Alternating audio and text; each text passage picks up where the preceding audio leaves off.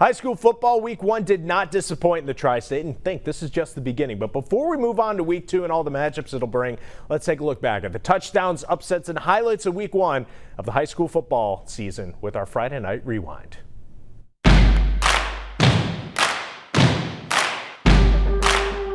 The high school football season kicked off with an early treat on Thursday, all starting with Princeton and Anderson.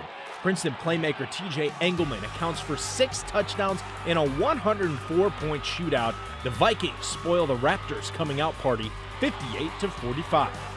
Roger Bacon opened the post-Corey Kiner era at Taft. The Senators had all the confidence and swagger, but behind new bell cow back Jamal Hutzel, the Spartans hang on to beat Taft 24-20. Then the clock turned to Friday night, and as the lights turned on, our biggest matchup of the week, St. X, the defending Division I state champs, and Lakota West, a team hoping it could spoil the celebration. The Firebirds jumped out to a 14-3 lead and led at the half, but the Bombers woke up in the second half. A pick 6 from Grant Lyons put St. X on top, and then the offense woke up behind senior quarterback Brogan Mackay and running back Charles Kellum. St. X pulls away 31-14. In the Hoosier State, Lawrenceburg and East Central renewed their rivalry. A new chapter, but the same result. The Trojans remain undefeated against the Tigers, taking this year's chapter 34-6. LaSalle tops Coleraine 20-14. Wyoming tops Harrison 26-21. And Moeller opens the season with a win over Lakota East 42-27. In a battle for Ohio River bragging rights, the Cubcath Colonels traveled to the pit to face the Purple Haze of Elder. The Colonels had only lost 3 games in the last 3 years. Drew Ramsey made it 4. The Panther senior had 2 touchdowns in the first half, carrying Elder to a dominant 28-6 win. Skitty's back now to talk a little high school football. Week 1 of the Friday Night Lights. The fans were back. The bands are back. It felt like a real high school football again. It really did. I actually broadcast the game on Thursday, the Anderson-Princeton game, and it was kind of interesting to look down and go, wait a minute, there's a full Princeton side. I look across. It wasn't all – the Anderson side wasn't fully packed, but a lot of fans. Both bands were in the stands, and I thought – back to a little bit of normalcy here. This is kind of cool. So, yeah, it's cool to have the first week under our wraps. And boy, to start the season with that Anderson-Princeton game, over 100 points between the two of them. 58-45. Yeah, Princeton really, their backup quarterback there, he impressed us quite a bit. Yeah, TJ Engelman, he had over 500 yards total offense. The starter, Mackay Lynn, was out. He's going to be out for a few weeks. And what a performance. I mean, the kid's actually listed on the roster as a wide receiver, and there he is at quarterback, putting up 500 yards in week 1. That's a heck of a way for this high school football season to get started with that. All right, give me teams that impressed you week 1 and teams we need to watch out for. Yeah, I mean, obviously X, they were trailing Lakota West and came back and then kind of handled that game. Elder for sure, beating Cubcath. Cubcath's lost 1 regular season game in the last 4 years, and this is they are rebuilding a little bit, and that's probably not the right word, but I think I had them ranked 8th in our local top 12 poll. They were certainly impressive. LaSalle beating Coleraine for sure. Beechwood going down and beating Beechwood's a Class 2A school, which in Kentucky is one of the smaller levels. Went and beat a 5A team that lost 1 game last year. Louisville Fairdale beat them 35-0.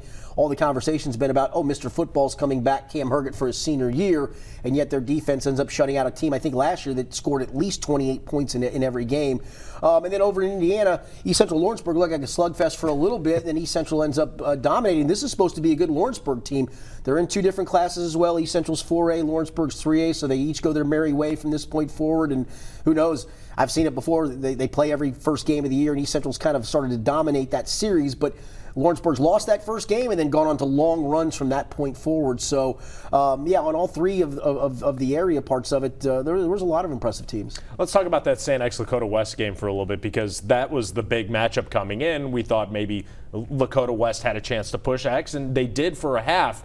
Is there a team around here that can compete with X and push them to the limit? Yeah, boy, I don't know. I guess because Elder's in the league, they're going to have that opportunity. So is LaSalle. Moeller had a nice win as well on Friday. I don't think Moeller's anywhere close to X's ability.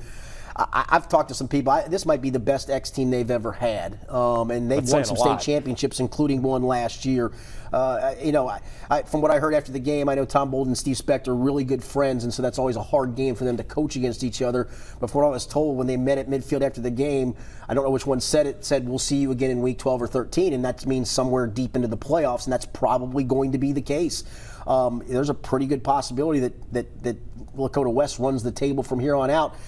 X always plays a lot of teams from Indy. I haven't looked at their entire schedule, so they're playing teams from all over the place, and it's always been a difficult schedule for them. I mean, the one year they went 5-5 and won a state championship. But, man, I think this is a really special St. X team. I think it's going to take a lot to beat them, but you're going to have a couple of really behemoth matchups when they get in GCL play, when it's them and Elder and them and LaSalle. And obviously Boulder's gotten better, so they're going to take a swing at it. You know, they got to get through some of that, but I think this X team is really, really, really good. The interesting matchup was the game that I was at on Friday night, was the Elder Covcath game. Expecting really good game.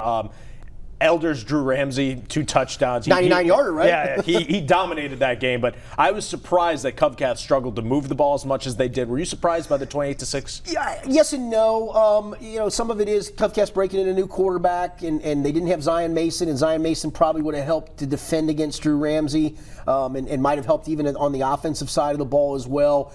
It's probably... Beechwood and Covcath, when they meet this year, they had a really good game last year. Covcath won 19-17. That's going to be another great matchup. But really for Covcath, other than probably that Beechwood game, and Highlands actually had a really good win over Bowling Green, they're not going to probably play anybody better than Elder the rest of the way, and that's no knock. I mean, they could lose to Beechwood and they could lose to Highlands, but they're not going to play anybody better than Elder. So I think a lot of that was just this particular Covcath team is just a notch below the last 4 years where they were just pretty much dominant. So the score surprised me a little bit, not the end result. Well, high school football just getting underway. We got a couple more months of all the fun of the Friday Night Lights.